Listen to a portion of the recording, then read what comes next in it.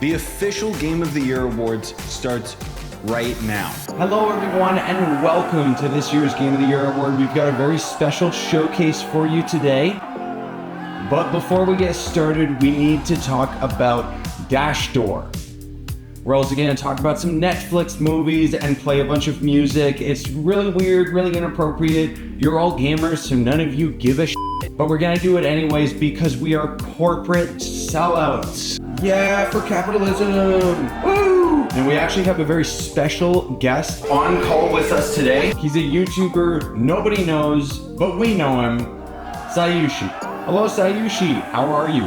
Hey, how's it going? I just asked that. I hear you have a really interesting Game of the Year list for us. That's right. Why don't you tell us a little more about that? Well, this year I decided to do something different. Normally I'll only end up including games that released within this year, but since I'm not a faceless corporation, I thought that I would talk about games that I played this year that I thought were worth mentioning. What do you all say we let him get to it? I'm dead inside. Now, before I get somebody asking me in the comments, yes, I did play Hal World, Helldivers, and Black Myth Wukong. So anyway, let's talk about the runner-ups. These were games that were worth talking about, but didn't make it onto the big boy list. Yellow Taxi Goes Vroom was a certified banger. I still think about this game. It's a great little indie platformer where you play as a car. Sulaco was a fantastic boomer shooter. I'm still waiting for them to add Chapter 2. V Rising. I took a bit of a risk buying this one, but playing through it with friends, it was a blast, and I don't regret it. And Shrouded was a game that released this year. Probably would have actually made it onto my list if I could have adjusted some of the world settings without having a paid server. Ghost of Tsushima finally came out on PC. It was a lot of fun watching my friends play through it. Astrobot was a very beautiful platformer, but the game itself I felt was a bit lacking, and so it didn't make it onto my main list. Bang on Balls, which is a real game by the way, got a new cowboy map. For those of you that don't know, this is one of my favorite indie platformers, and in my personal opinion is far better than Astrobot, but not nearly as popular. You guys might not remember, but Final Fantasy VII Rebirth also came out this year. As much as I did enjoy my time with it, when I think back on my experiences playing it, it was mostly bland and at the ending, miserable. Not only did it not make it on my list, but I don't think I'm gonna play any more Final Fantasy games. Atlas was an absolute treat of an indie game with incredible movement, but there's a lot of little things that I would nitpick which kept it from being on my list. Same with Lost Castle 2. This is basically Castle Crashers, but a roguelike and with more combat depth. I would highly recommend it if you have some friends to play it with, but it clearly has a long way to go before 1.0. I'll also be kicking myself if I don't end up talking about Yvia. It's a deceptively simple game where you kill things and numbers go up, and man is it fun. This is another hidden gem that nobody's talking about and barely has any reviews on Steam. Big boy time. Star Wars Outlaws is probably one of my favorite modern Star Wars games. I think for Ubisoft's first crack at it, they did a fantastic job. The core gameplay was a lot of fun, but the open world side content was terrible. But the reason it made it onto my list is because the story is just so goddamn good. Dragon's Dogma 2. In most games, you ragdoll your enemies. In this game, the enemies ragdoll you. I had a great time playing through Dragon's Dogma 1.5, but it's clear to me that the rest of the budget for this game went towards Monster Hunter Wilds. Teravit. Imagine Trove, but it's like Roblox, with custom servers made by players. Better yet, imagine Cube World, but it's not in development hell. Now try to imagine, if you can, that I did a full playthrough on this channel and nobody watched it because YouTube didn't recommend it to anyone, because this game is so underground that it doesn't even show up in search terms. Oh, and it's also free. Halls of Torment. This is another one of those little indie games that feels like I played it years ago, but it actually had its 1.0 release, and by God, this game is still a banger. For the uninitiated, this is basically a better version of Vampire Survivor. It's got the old school Diablo aesthetics with a lovingly curated achievement system which unlocks more and more stuff to make you a god. It's one of those games you say you're gonna play for 10 minutes and next thing you know, you're 4 hours deep. Zelda Echoes of Wisdom.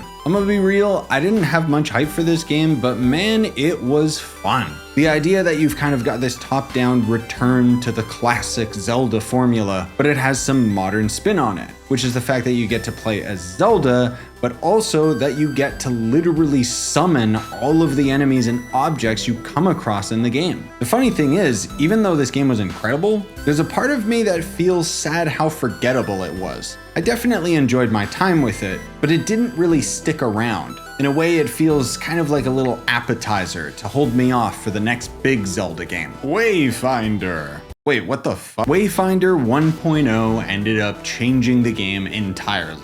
I won't get into the nitty-gritty of it, but basically the developers lost their publisher, and as such, they took all of the content that they were going to monetize with live service cash shop and instead jam-packed it into the game.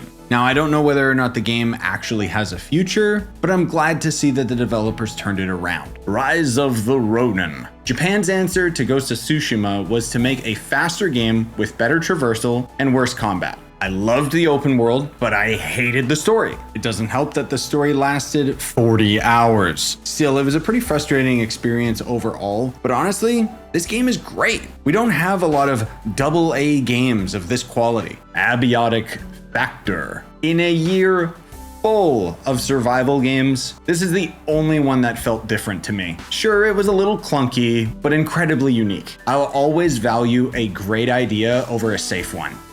Keeper is a game that I've been playing off and on for a long time now, but with their 1.0 release earlier this year, I had a fantastic time revisiting. And when we beat the final boss and saw the end credits roll after playing this little indie game for so long, it felt truly special. No rest for the wicked. While I loved what I played, I'll admit that I don't have much hope for this game's full release. It's had very few updates, and the promised multiplayer patch, which was supposed to be the first update the game would receive, has been delayed. Still, what I played earlier this year was enough to make it onto my list. Animal Well. I didn't expect anything going into this one. In fact, while I was playing it, I wasn't even sure I liked it. But after I beat it, I experienced something that you don't get with most games these days. I actually felt something. Silent Hill 2. I didn't really have any hope because Konami's kind of a scumbag company, let's be real. But outside of some major optimization issues, this game was amazing. Now that I've had some time to sit with it, I will say the gameplay definitely felt a little bit stiff, especially in comparison to the Resident Evil games. But what stuck with me was the story and the atmosphere. There's just so many layers to the story and all of the different characters that you can keep peeling back. Blade and Sorcery is the best VR game on the market. It was already one of my favorite VR games, but after the full release, oh man. Space Marine 2. What the I went into this game with no expectations. In fact, I wasn't even planning on buying this one, but so help me, it's a goddamn masterpiece. It harkens back to simpler times in gaming, where it's not trying to be a work of art, it's just trying to be a fun-ass game. I've always been interested in the Warhammer 40k universe, and this game was a great introduction to that. But I will say that after 130 hours, there's not really much else to do, so I'm probably just gonna come back to this in a year. Stalker 2. I don't know what it is, but this game really reminds me of like Fallout or Cyberpunk. It had so much going for it, not only just in terms of the gunplay and the combat, but exploration. My hat's off to the developers to actually making this absolute gem of a game, despite the hardships that they've been dealing with in real life. I'm so curious to see what the game's going to evolve into as they add multiplayer and DLC. Thief the Black Parade. This is a mod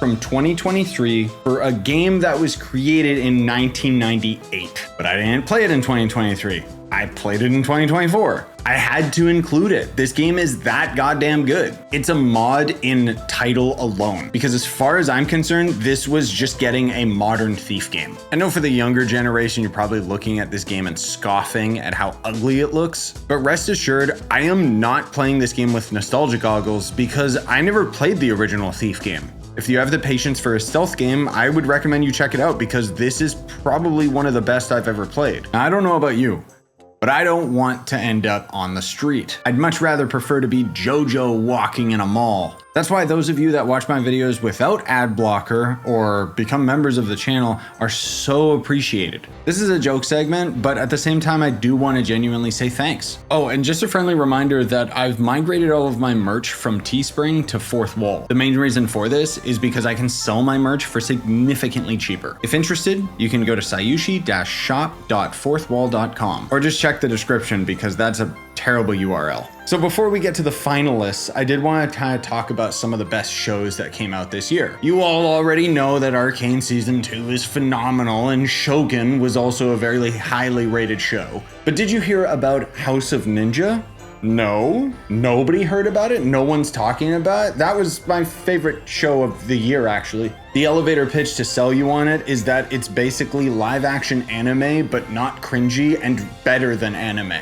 Most of all, just because of the insanely tight pacing of the show. But don't worry, unlike Jeff's showcase, I'm not going to prattle on about things that are unrelated to video games.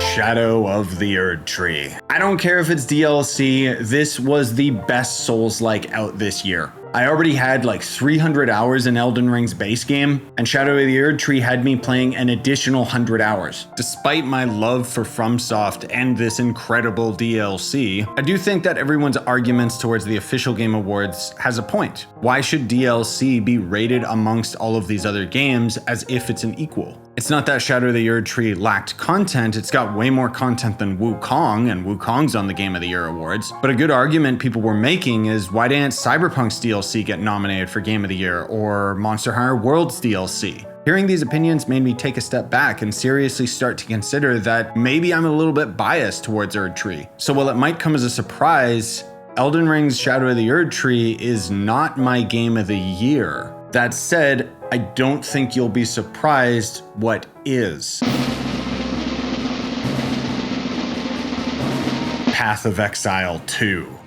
F you, Diablo 4. I already knew Path of Exile 2 was going to be a banger, but what really sold me on it was checking out interviews with the developers. These devs get it. It's a rare circumstance where they are gamers developing games for other gamers. It's something genuinely missing in the industry. The thing is, the action RPG genre of video game didn't necessarily need to change in order to be a success. But what I appreciate about PoE 2 is it evolves the genre. While you might have seen games similar to this, the combat is Souls-like inspired. You basically take Elden Ring and inject it with Diablo. Not to mention, it's gonna be free next year. That's insane. But there is one game that I think tops it. See, now that we're breaking tradition and actually including games that weren't released in 2024, it means I can finally include a game that I've been playing for years.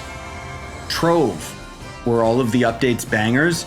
No, but this is still the game that I will continue to play while all of the rest rot in the ground. The replayability for Trove is what keeps me coming back to it. Also the fact that it's my job. With that said, I hope you all enjoyed today's video. Smash like, subscribe, hit the notification bell, leave a comment down below whether or not you're disagreeing with my list. But more importantly, I'd be curious to know what you guys have on your list. You could share a whole list, or you could just tell me what your game of the year was. Either way, I hope you're as excited as I am for next year.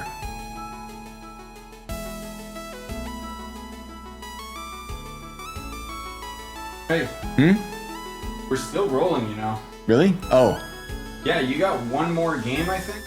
Oh. I'm sorry, guys.